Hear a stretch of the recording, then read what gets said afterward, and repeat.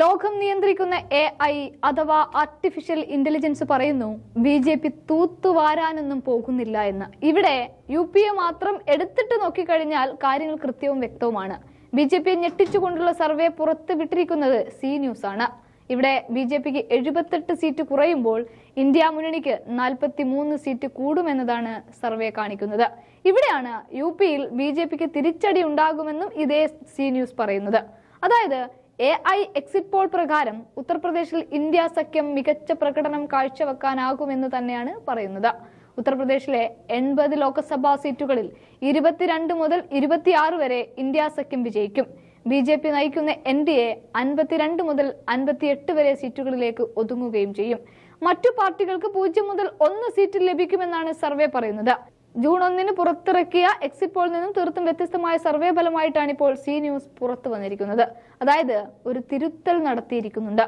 അതും ഹിന്ദി ഹൃദയഭൂമിയിൽ വീണ്ടും BJP എന്ന് ആക്സിസ് മൈ ഇന്ത്യ BJP 64-67 സീറ്റുകൾ പ്രവചിക്കുന്നിടത്താണ് സി ന്യൂസ് AI സർവേയുമായിട്ട് രംഗത്തെത്തുന്നത്. അതേസമയം ഒന്നാം പ്രവചനത്തിൽ NDAക്ക് 353 മുതൽ 383 സീറ്റ് വരെയാണ് പ്രവചിച്ചിരിക്കുന്നത് എങ്കിൽ രണ്ടാമത്തേതിൽ 305 മുതൽ 315 വരെയായി കുറയുകയും ചെയ്യുന്നുണ്ട്.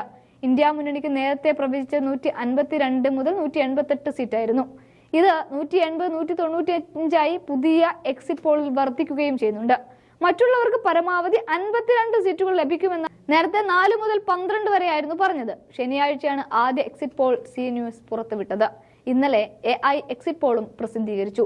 10 കോടി ആളുകളിൽ നിന്ന് ശേഖരിച്ച അഭിപ്രായങ്ങൾ നിർമ്മിത ബുദ്ധി ഉപയോഗിച്ച് വിശകലനം ചെയ്താണ് രണ്ടാമത്തെ എക്സിറ്റ് പോൾ തയ്യാറാക്കിയതെന്ന് ചാനൽ അവകാശപ്പെടുന്നു. ഇതനുസരിച്ച് ഉത്തർപ്രദേശിൽ NDAക്ക് 52 മുതൽ 58 സീറ്റും ഇന്ത്യ സഖ്യത്തിന് 22 മുതൽ 26 സീറ്റും ലഭിക്കുമെന്നും പറയുന്നുണ്ട്.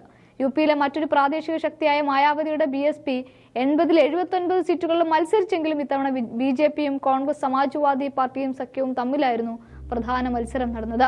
UP 80 അംഗങ്ങളെ ലോക്സഭയിലേക്ക് അയക്കുമ്പോൾ രാജ്യത്തെ ഏറ്റവും ഉയർന്ന ഒരു അംഗം കൂടിയാണിത്. 80 സീറ്റുകളിലേക്കും 7 ഘട്ടങ്ങളിലായിട്ടാണ് വോട്ടെടുപ്പ് നടന്നത്. എന്തായാലും അവസാന നിമിഷത്തിൽ വന്ന AI സർവേ BJPയെ ഞെട്ടിച്ചിരിക്കുകയാണ്.